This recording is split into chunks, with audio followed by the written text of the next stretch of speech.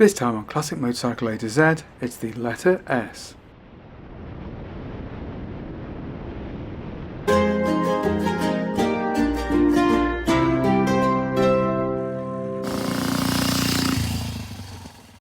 Engineering genius Alfred Angus Scott was born in Bradford in 1874. As a young man he became interested in bicycles, and in 1897 he patented a caliper brake system.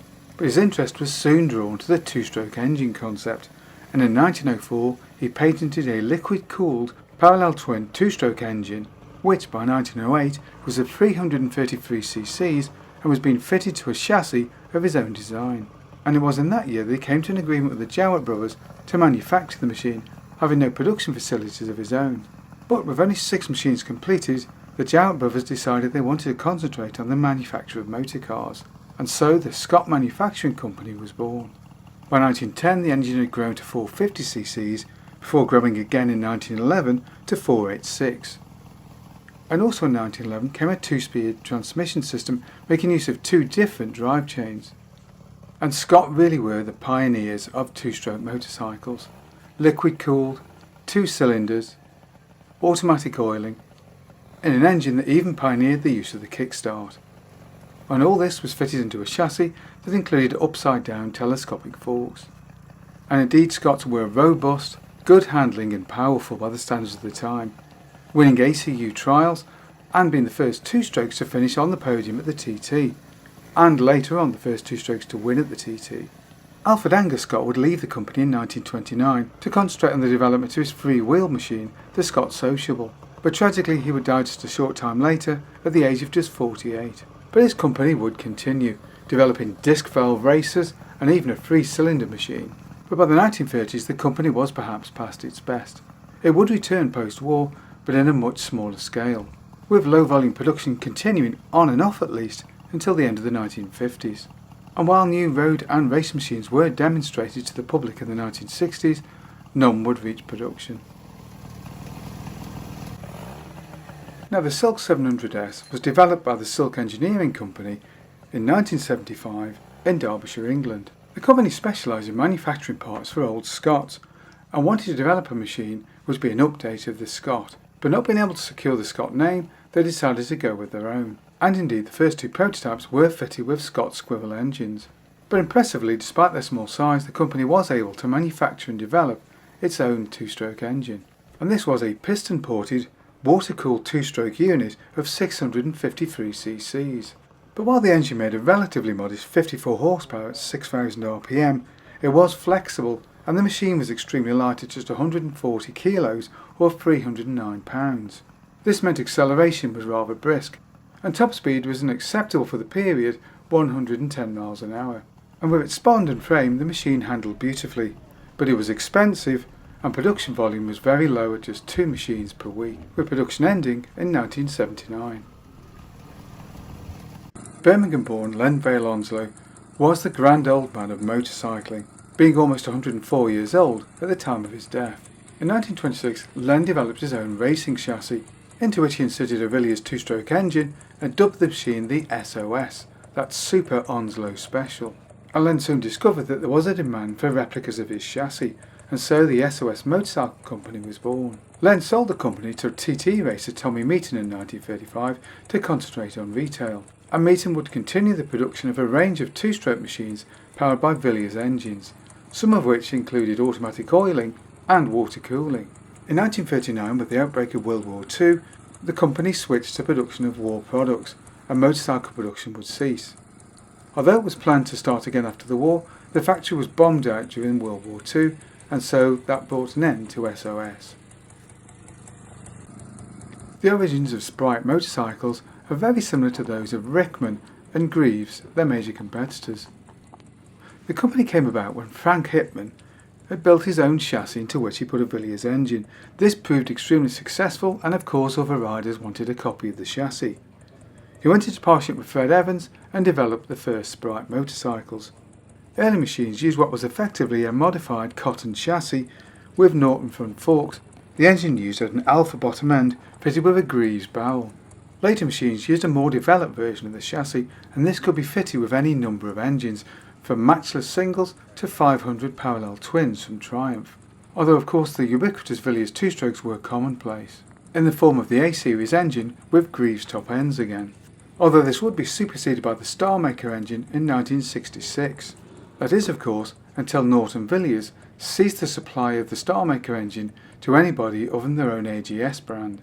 And while this would initially kill off some companies, Sprite would survive making use of Zundap and Husqvarna engines in the machines well into the 1970s, when a deal with an American company went pear-shaped and unfortunately Sprite had to file for bankruptcy.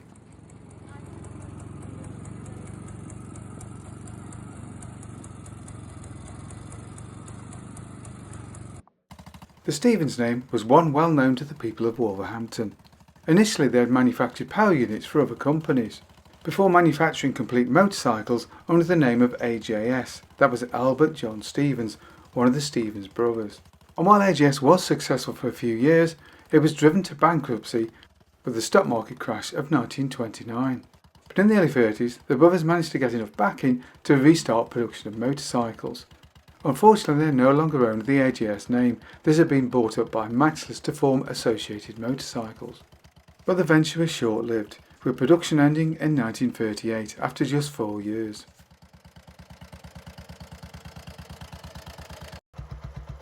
The Marsden family claimed to be involved in the work of Japanning from the 1790s. This is essentially the application of a high-gloss finish onto metal products. But it was one John Marsden who set up the Sunbeam company in 1859, and indeed the Sunbeam name was first applied to metal products such as kitchen utensils before it was applied to any sort of vehicle. The company began production of high-quality bicycles in the late 1800s and produced its first powered vehicles in around 1902, these being quadricycles and later small cars. But it wasn't until 1912 that they produced the first motorcycle, and this used a single-cylinder side-valve engine of 347 cc's, which had been designed by John Greenwood, formerly of the Rover Company.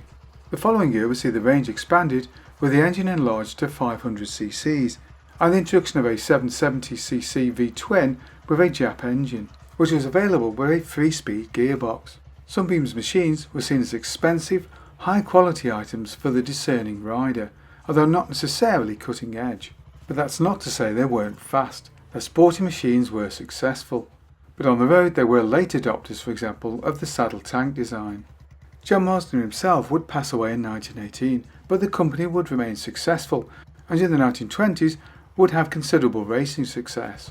But the company's road machines had begun to lag behind somewhat, so much so that by the 1930s the company was under the ownership of Imperial Chemicals, who, keen to divest themselves of their motorcycle interests, sold the name to Associated Motorcycles in the late 1930s, who would develop a range of high-cam single-cylinder engines from 250 to 500cc, but then would subsequently sell the name on again to the BSA company during the interwar years.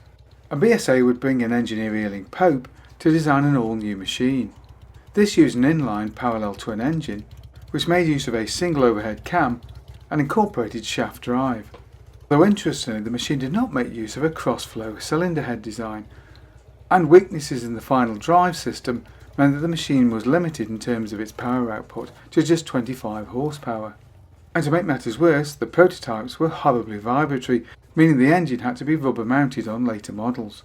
The first machine, the S7, made use of balloon tyres, which looked rather gawky by the standards of the time, although would appeal to anybody into bobbers today. The later S8 model looked more conventional, but neither machine was a commercial success. Suzuki was founded by Michio Suzuki in 1909 in Hamamatsu, Japan. Initially the company's primary business was the production of weaving looms, the silk industry being massive in Japan at that time.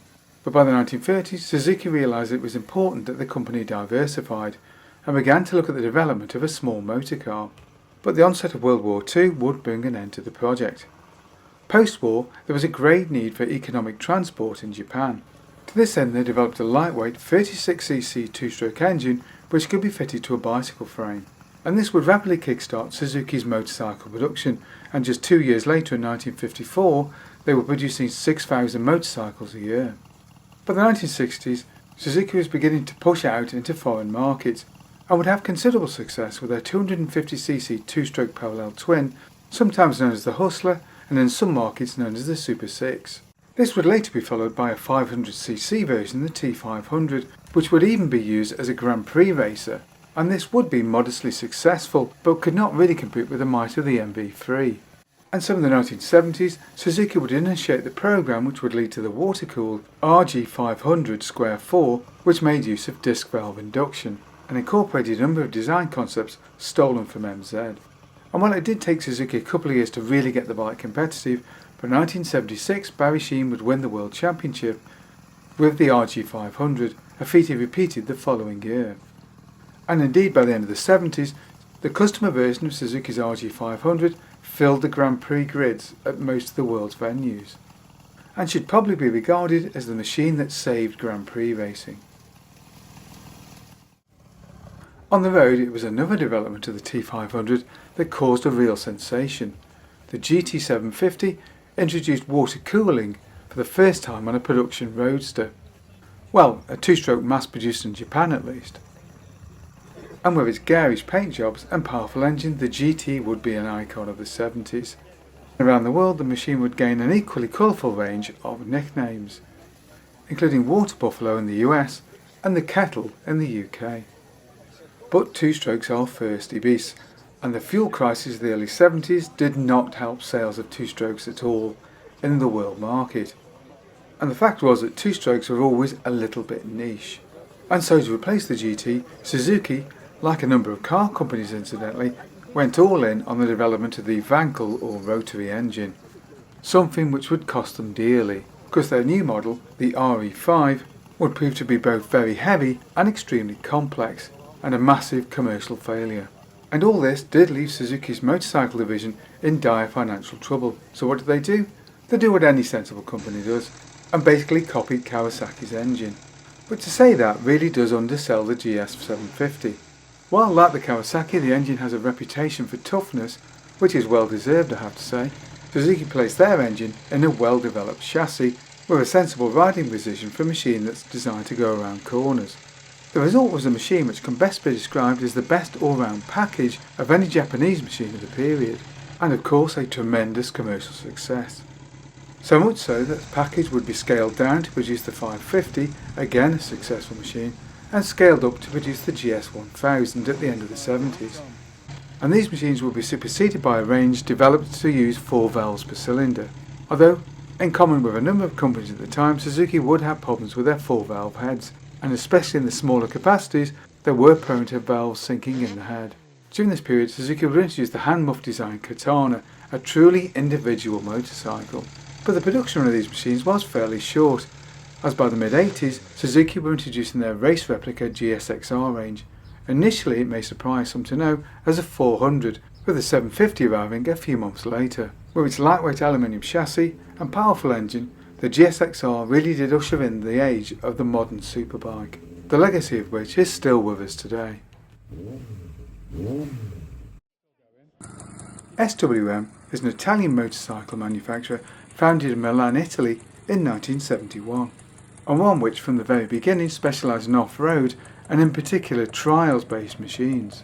Early machines used a Sachs two-stroke engine, although later machines would adopt a Rotax unit, which were available from 1977 in sizes from 125 to 320 cc's. And it was one of these machines where Gilles Bourgat used to win the 1981 World Trials Championship. But despite their considerable success, in 1984 the company went into voluntary liquidation, and the rights to the machines was purchased by Armstrong of Bolton in England, who along with CCM would later develop the MT500 military machine, a machine whose production was later taken up by Harley Davidson. However, in 2014, Impelio Maki, formerly of Cagiva, Aprilia and Husqvarna motorcycles, worked with the Chinese Shinrei group to purchase the SWM name, and they started production of a new range of SWM machines at a factory in Biandrono, which is near Varese in Italy, with these new machines available in a range of off-road and on-road guises, of course including trials.